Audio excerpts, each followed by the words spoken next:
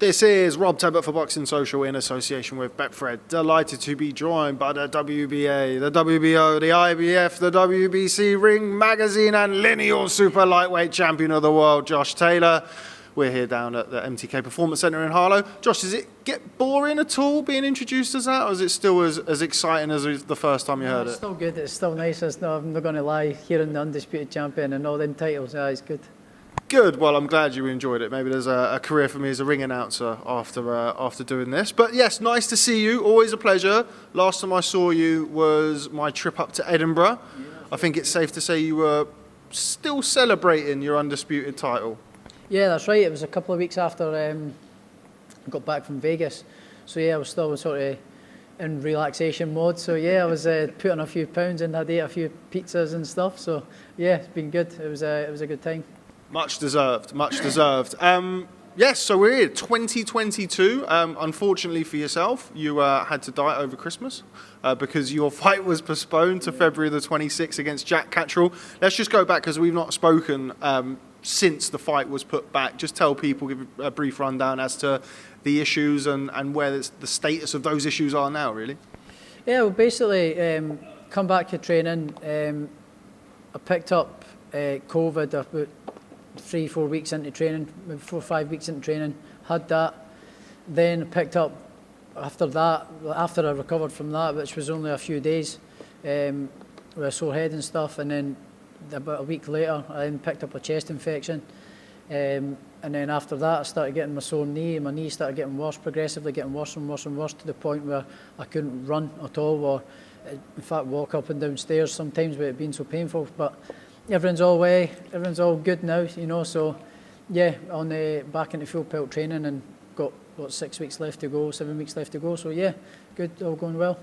Saw you doing your press tour bits and your media obligations with Jack Catterall. I saw you trying to give him your belts. I saw you facing off in the middle of Oxford Street. What was that like? That's the first time you've done a press tour. I know the Prograis one had elements of it, but a press tour as the undisputed champion, as headline on Sky Sports for a fight of that magnitude. What was that like, being kind of up close and personal with somebody that you're going to fight? It was okay. It was I never took anything from it. It was very civilised and respectful. So yeah, I took nothing from it. I was very calm and relaxed about the whole thing. So yeah, good. I said to Jack if he wants to hold the belts, because it's the only chance he's going to get. So that was his only chance to get to hold the belts, and he refused it. So yeah, unlucky him. How much are you looking forward to boxing in Scotland? As I mentioned to you briefly before we started the interview, your last few haven't been there. Obviously Las Vegas, then it was behind closed doors. You boxed Prograis in London. Been a while since you boxed north of the wall, so to speak.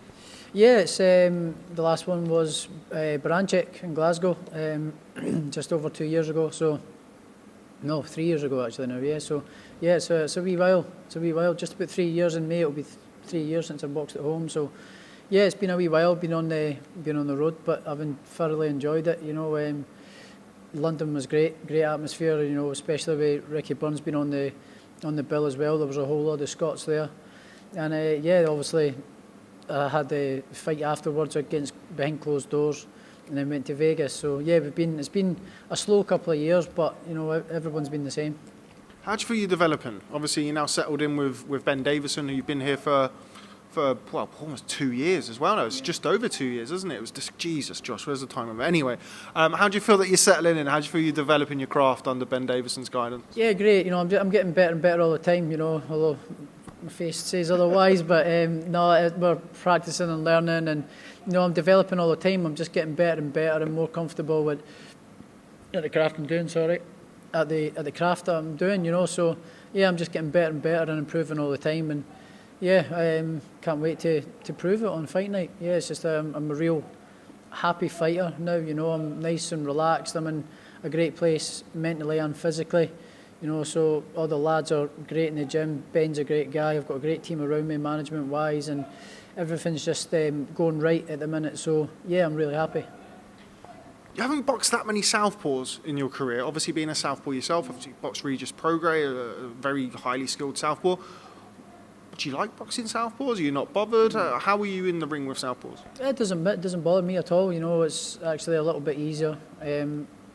Believe it or not, you know, to box southpaws for myself. You know, it's easier to get the the punches off and get things through the middle and things like that. So yeah, it's actually a little bit easier for me to box another southpaw. You mentioned there about being in a great place mentally and physically. Everybody, every time your name pops up at 140, everybody's talking about if you're going to move up to 147, if you're bursting at the seams at the weight, you look in pretty good shape 6 weeks out. How are you at 140 pounds? Make the weight piece of cake. I could probably do my whole career at 140 if I really wanted. And I may well stay at 140. We'll see what happens in this fight against Jack. If it all goes my way, we'll see what happens. There's plenty of big fights out there, both at 140 and at 147. So we'll see what happens. But we need to make sure and see what happens on February 26th first. Get the right result. That's all I'm focusing on. And yeah, we'll focus on what's next after that. But yeah, I'm making 140 quite comfortable. So yeah, there's no talk of moving up just because I have to move up. I'm struggling to make weight. I'm not struggling to make weight. My weight's good. My weight's perfect. And yeah, I could probably do my whole career at 140 if I really wanted to. So if you move up, if that does happen and you box a Terence Crawford or whoever at 147 pounds, that's a legacy, not a kind of you have to do it because of your physicality. No, I want to do things like that to achieve more in the sport. It's not because I have to move up because I'm struggling to make weight. I'm dying to make weight. I make weight pretty easily, and I'm very strong at it still. So I can actually afford to get a little bit bigger and stronger. To be fair, I lose the weight so well. It's not an issue at all.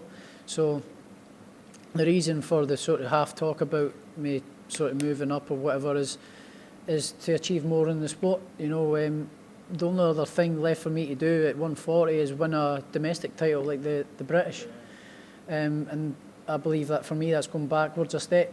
I want to, no disrespect to any of the lads here or any of the fighters over here, but I want to then challenge more, win more world titles. I've won them all, so I want to win more world titles, and the only way to do that is moving up to 147 and hopefully challenge the best fighters up there at some point in the future. That's further down the line, that's bigger goals and ambitions, so that's one's down the line, but I'm not thinking about any of that at the minute.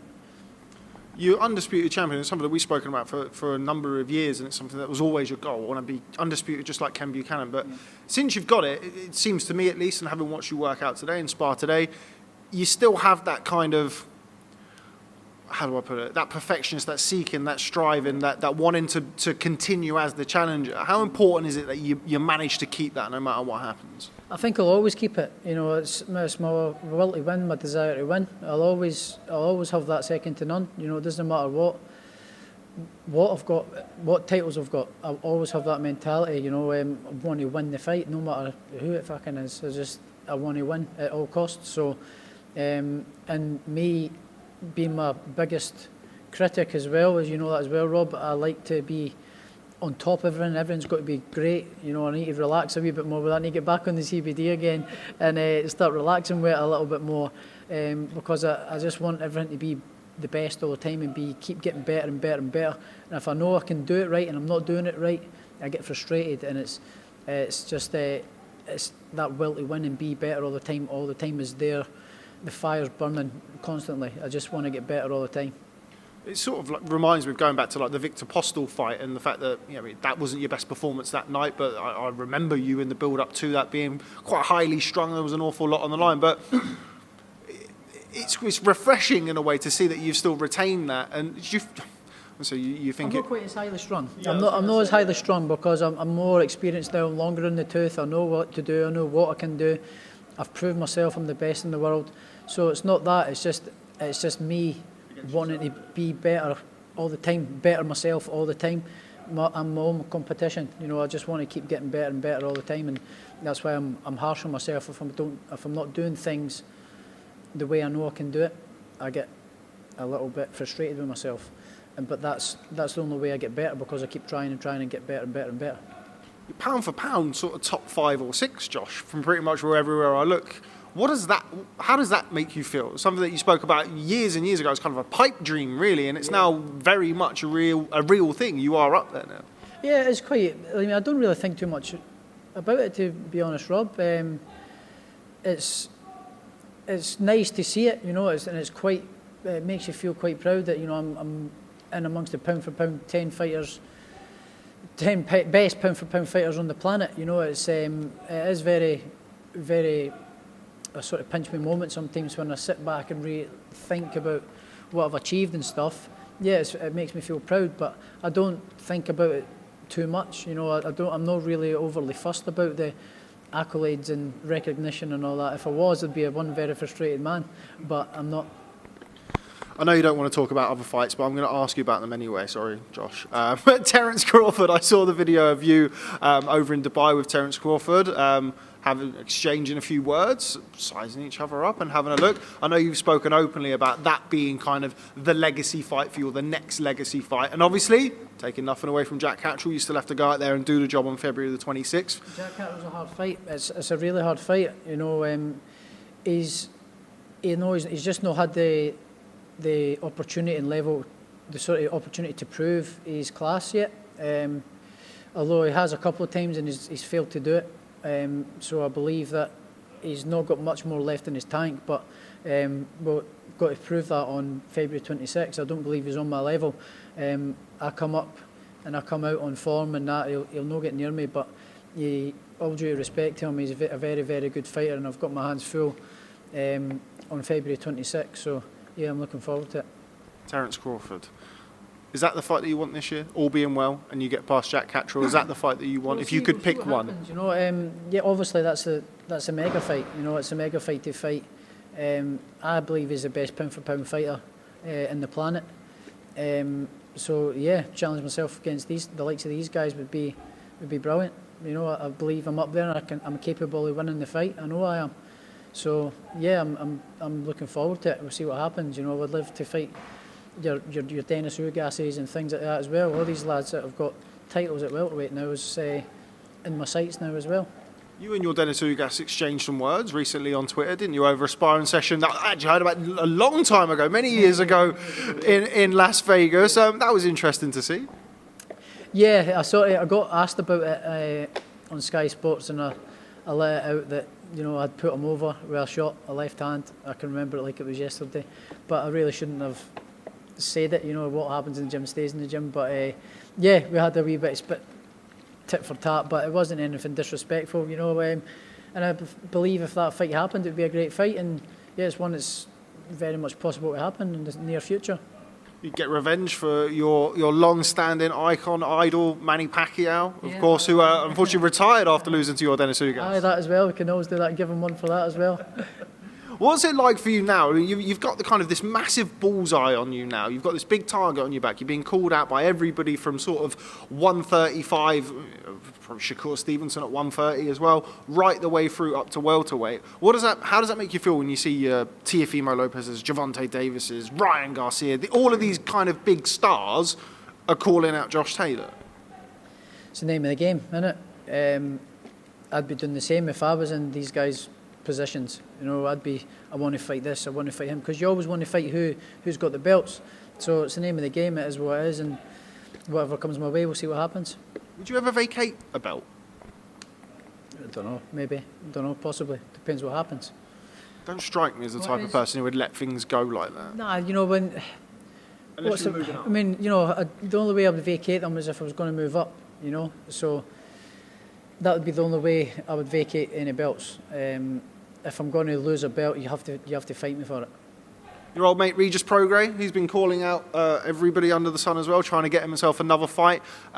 One of the best fights I've seen ringside, if not the best fight I've seen ringside. Do you think there's a potential for that to happen again somewhere down the line? Yeah, maybe down the line. Yeah, down the line. But this time around, it's a much more easier fight. Much more straightforward fight for myself. I've developed so much, you know. I had a lot of personal issues leading up to that fight as well, with Danielle and losing her dad and stuff like that. So I bottled all that up as well, and it showed in my performance with just fighting fire with fire instead of using my boxing brains. So yeah, I think that time around it's a more easy victory for myself. But at the minute, it's not on my radar. You know, I've been there and done it. At the minute, I'm looking to do other things. But having said that, you can't rule it out. I think that he's a good fighter, he's a good guy as well. So yeah, we do it next time, and at some point yeah, we could do it at some point. Yeah, why not? Definitely not ruling it out. Last quick couple, because I do appreciate your time, and I appreciate you don't want to talk about Teofimo Lopez, but again, I'm going to ask you about him anyway. He's announced that he's going to be boxing at 140. I think Arnold Barboza is the most likely opponent for him. How do you think he'll get on at 140 pounds if he does move up? I think he'll do okay. I think he'll do well. It might suit him a little bit better with not losing that extra £5. But you know, the proof's in the pudding. You see how we beat him. So, and you know, and we've seen lots of flaws that he makes and stuff. So, yeah, I'm not worried about Teofimo Lopez, but I'm sick of fucking talking about him. Sorry, Josh, I don't get to see you that often. Final one on that. You mentioned those flaws. What are those flaws? Because obviously you're a more astute boxing mind than I, so you'll have to explain it to me. Well, I ain't going to tell you that, innit? And if he sees this, he's going to do that, so you'll hear it. So I ain't going to tell you any of that. So, come on, Rob, you're better than that. Maybe you can tell me after the camera's off. Josh Taylor, always a pleasure. Before I let you go, I've been asking people this question. What does 2022 look like for Josh Taylor? I know years and years ago you used to sit down, you used to write Josh Taylor, undisputed champion. What are you writing on your piece of paper for 2022? And still undisputed world champion, you know, and hopefully writing down future two-weight world champion. You know, not maybe in 2022, but future two-weight world champion. That's bigger goals and ambitions that I've got now, and that's what I'm planning to do. We look forward to it. Josh Taylor, always a pleasure. Thanks very much for speaking to Boxing Social. I'll catch up with you soon. This one, mate. Cheers.